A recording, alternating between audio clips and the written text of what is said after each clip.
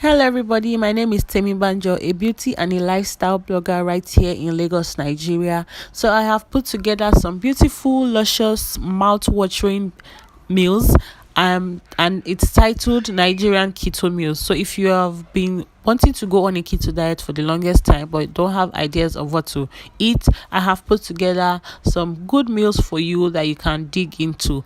And if you haven't subscribed to my channel, please consider subscribing and hit the notification bell like symbol so you always get a notification whenever I upload new videos. So keep watching to see how I achieve all these meals.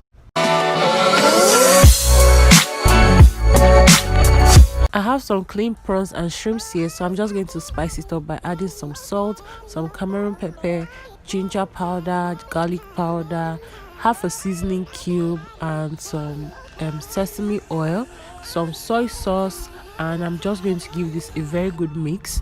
So I have my hot pan here. I'm going to add my shrimps and my prawns into my hot pan for it to fry. This doesn't take long to cook at all. That's why I prefer this to chicken or beef. So we're just going to turn this around till it's done. See how creamy and golden it looks. I have here bama mayonnaise, some cheese, lettuce, and my prawns. I'm just going to add a generous amount of mayonnaise to my prawns and shrimps and give this a good mix also until I am satisfied with the outcome. I'm going to take my lettuce now and lay it down while I put some cheese on it, and then add my shrimps and prawns onto this lovely batter. I mean, this is my shawarma. It goes in so well. This is a good way to sneak in some vegetables into your diet. You won't even notice you are eating so much vegetables. So this is it. Next, I have my okra here. I like to cut my okra this way rather than grating it, because if you grate it, you are going to end up having it the liquidy or the drawing type. And for this type of food you want to make, you don't want it to look that way. So I'm just going to give it some extra chopping. Right here I have some pomo, I have meat, I have stockfish, clean prawns and shrimps, and I also have some pepper. This is rodo, the hot spicy one. So I'm just going to pour my pepper into a cooking pot, my shrimps and prawns, my pomo, my stockfish, then the beef. I know this is supposed to be a seafood okra, but I just saw the meat staring at me, so I had to just take it along with me. So I'm spicing up my food with some salt, pepper, and seasoning cube. I'm going to give this a good shake or a good mix. I added some water to it to cook, and now I am adding the chopped okra to the mixture. So I'm just going to mix this up all together so there's a perfect balance, and let it cook. Now you can add, or I am adding, palm oil generously to this seafood okra and giving this a good mix.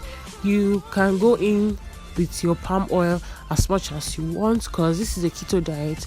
You can't do too much with fat. So this is a good zoom at what my seafood okra looks like. I mean, once you eat this, you feel like you're in heaven.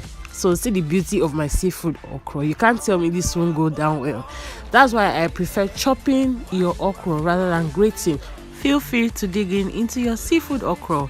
Now I have my clean catfish, some pepper soup spice, Cameroon pepper, salt, and some grated pepper, and also 2 seasoning cubes. Into this water, I'm going to add my pepper soup spice. I'm going to add my pepper and salt and my seasoning cube into the boiling water and cover this up for it to boil.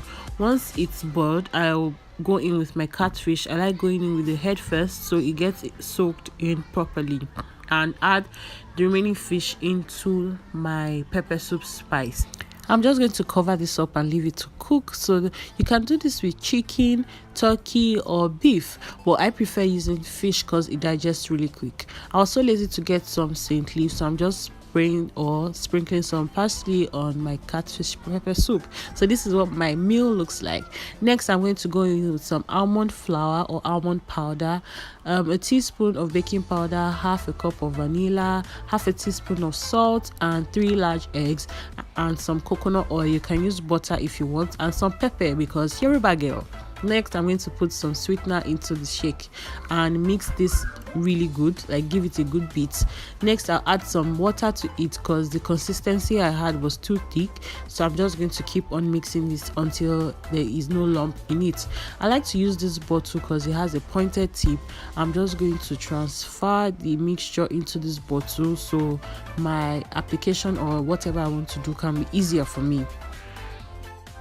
I'm just going to cover this up and pour it into my hot pan. I already sprayed some oil into my hot pan, coconut oil, and this is how it looks. This is a pancake. I'm just going to try and open up the sides to see if it's dry enough for me to flip it over. I'm not a professional at this. My flipping is so bad. I had to use an assisted spoon to flip, so I'm not going to show you. This is what it looks like being flipped. I'm doing this, or I'm going to be repeating this until until the mixture is finished. So this is what my pancake looks like. You can have this for breakfast, you can have this as lunch, you can have this scrambled eggs, bacon, sausage, and there are syrups that are keto compliant, so you can also look out for those and have them. Next, I'm going to add some pepper, ginger powder, garlic powder, some crayfish, some Cameroon pepper, 2 covers of apple cider vinegar, a cube of a seasoning cube, some salt, and some coconut oil. And this is my clean tilapia fish. I'm going to go in with this mixture on my tilapia fish and add it generously to it. The seasoning couldn't get into the fish, so I'm going to use a knife to cut in between the fish so I can sneak in some seasoning or some spice into the tilapia fish. So I'm just going to use my knife to push it in and do the same thing to the other side of the fish. So yeah, this is me taking in some spice into my fish, and I'm just going to continue to do this and onto the next fish until I am satisfied with the covering or with the spread I have. This is the next fish I have here, and I did the same thing to it, and I'm just going to put that in the oven. So this is what it looks like. This is so nice. You can have this as lunch, you can have this as brunch. Whenever you're hungry, just eat it in between your meals and you'll be fine. This goes in well. So next, I have my eggplant. These two here, and I'm going to dice it up into smaller bits. You can make them smaller than this, you can make them bigger than this. It totally depends on your preference, but this is how I like to dice mine. I'm just going to transfer this into a pot and add some water for it to boil. So after I add water, I'm going to put this on the fire to boil, and this is what it looks like having been boiled.